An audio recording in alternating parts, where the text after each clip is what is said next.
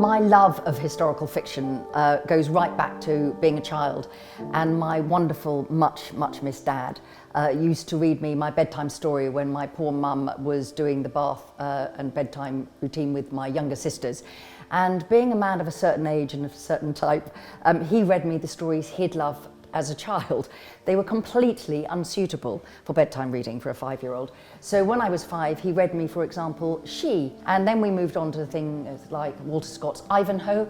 But what it set up in me was this love of adventure fiction which is set somewhere extraordinary, is set in a lost world or a hidden world.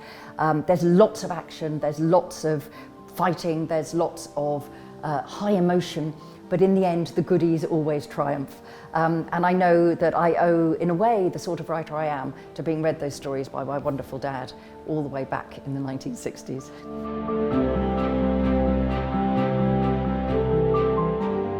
One of the most wonderful things, I think, about historical fiction is that people love particular eras in history and therefore go back to those periods time and time again. And it's no different for me as a writer.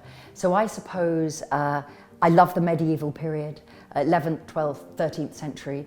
And then I used to just nip forward to the fin de siècle, the 1890s, and the early part of the 20th century. But one of the joyous things about writing the Burning Chambers sequence has been to fall in love with a new period of history, and if you like, learning almost everything from scratch.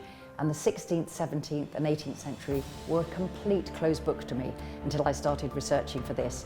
And it's wonderful to now have a whole new load, 300 years of different history to fall in love with.